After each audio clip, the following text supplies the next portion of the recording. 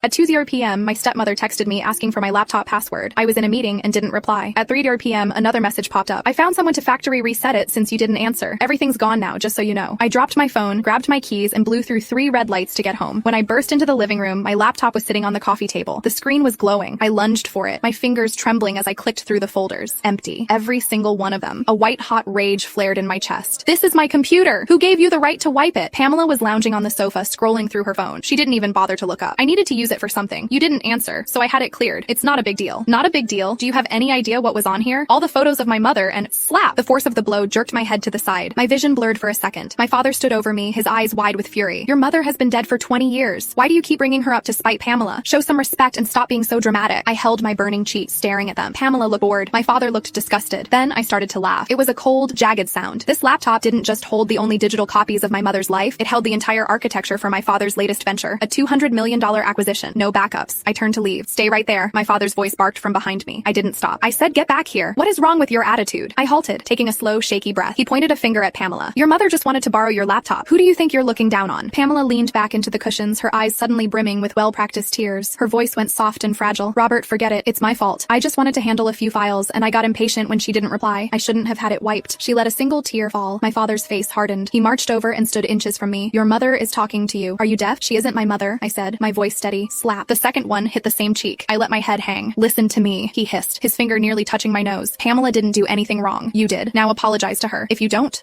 bother coming back to this house ever again. I looked up at him. I had called this man Dad for 27 years. When my mother died when I was 5, I knelt at her casket and cried until I was sick. Less than 3 months later, he brought this woman home. She was already pregnant with Tyler. As soon as my mother was gone, my grandfather, overcome with grief, followed her 6 months later. My father wasted no time. He rebranded the Miller Group into Wainwright & Co. The man who had married into the family, who had started with nothing but my mother's grace, had suddenly become the king of the castle. For 27 years, I asked for nothing. When I graduated, he told me to start at the bottom. I did. Tyler was made executive vice president immediately. I said nothing. Pamela squeezed me out of every family event, every holiday. I endured it. I lived in a cramped apartment across town just to breathe clean air. But the things on that laptop, Dad, I said, looking him in the eye, my mother might be dead, but she was the woman who built you. She gave you everything. All I had left of her were those photos. Does that mean nothing to you? He hesitated for a fraction of a second. Pamela chimed in from the sofa. They're just pictures, honey. They can't be that important. Everything is gone, I said to her. Did you even think to ask before you killed the drive? Pamela looked away, playing the victim again. My father's face went through a range of emotions before settling back on anger. It's a few photos. Get over yourself and apologize. I smiled at him, savoring the words I was about to say. Dad, that laptop also held every contract for the acquisition. The $200 million